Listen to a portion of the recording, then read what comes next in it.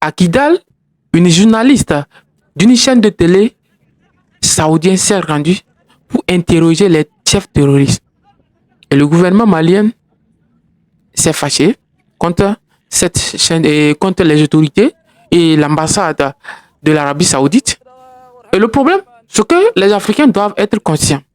Prenons conscience de notre situation. Aujourd'hui, il y a des Africains, je pense que des Africains ont été traumatisés. C'est parce que pendant la colonisation, pendant l'esclavage arabe et comme on a la traite arabe et occidentale, qu'aujourd'hui on se retrouve dans cette situation. Sinon, des pays décolonisés depuis plus de 60 ans, on aurait dû prendre conscience et s'en sortir de cette situation. L'Afrique aujourd'hui est considérée comme, comment on appelle-t-on, le berceau de l'humanité. Mais le continent le plus en retard au monde en termes de développement. Alors que l'Afrique a connu les plus grandes civilisations que le monde n'a jamais connues. On parle de l'Empire du Mali et l'Égypte antique. Aujourd'hui, si l'Afrique se laisse faire, c'est parce que en Afrique, il y a une culture. Il y a une culture, c'est-à-dire de tolérance. L'Africain est tolérant. L'Africain, c'est celui qui tolère plus.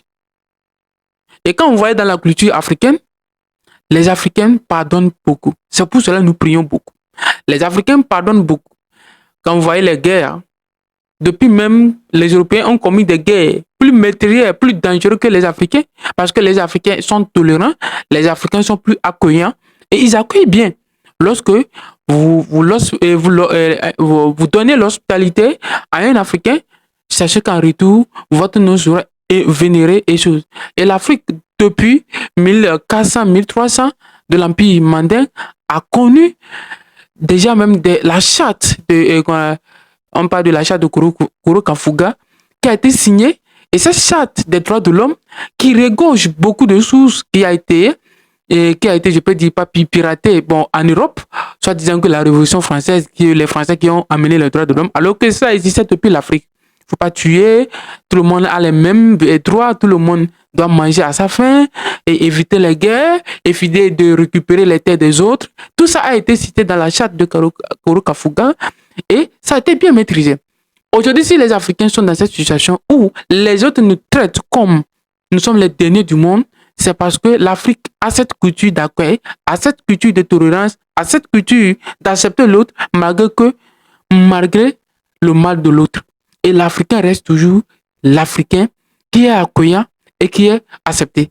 Mais à un moment donné, il faudra que nous acceptons de refuser d'accueillir tout ce qui est le non-sens. Parce que nous sommes dans un monde capitaliste. Et dans un monde capitaliste, l'intérêt est prime plus que tout.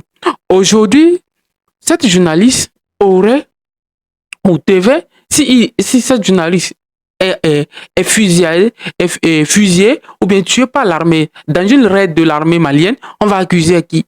On va accuser l'armée malienne? Non, alors que l'armée malienne a le droit de défendre son territoire. Et lorsque l'armée malienne et le gouvernement malien appellent à ce que vous quittez la zone de guerre, et lorsque quelque chose vous arrive, ce n'est pas la faute à l'armée malienne, c'est votre faute. Parce qu'on vous a dit de quitter cette zone parce que c'est dangereux. Et lorsqu'on vous dit de ne pas venir, acceptez de ne pas venir et de ne pas en retour. Parce que lorsque vous avez subi, vous allez venir accuser ces personnes de junte ou bien de dictateurs. Le Mali appartient aux Maliens d'abord, avant tout étranger. Et c'est comme ça. Et donc, si les Africains doivent comprendre et les Maliens doivent comprendre, moi j'appelle aux Maliens de sortir pour soutenir le président Assimi Goïta et faire en ce que le Mali reste et debout. Parce que en Afrique de l'Ouest, en Afrique subsaharienne, c'est la plus grande civilisation ancienne. C'est l'une des plus grandes civilisations de l'Afrique subsaharienne. Le Mali, l'Empire du Mali, l'Empire du Ghana, le Gao, tous ces empires qui ont connu des grandes transformations. C'est grâce à ça qu'aujourd'hui, l'Afrique de l'Ouest a embrassé la culture de l'islam et beaucoup de cultures. Le Mali, aujourd'hui, a beaucoup d'histoires millénaires.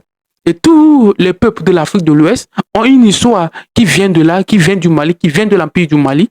Et donc, tout le monde est prêt à soutenir le Mali. Il faut défendre le Mali.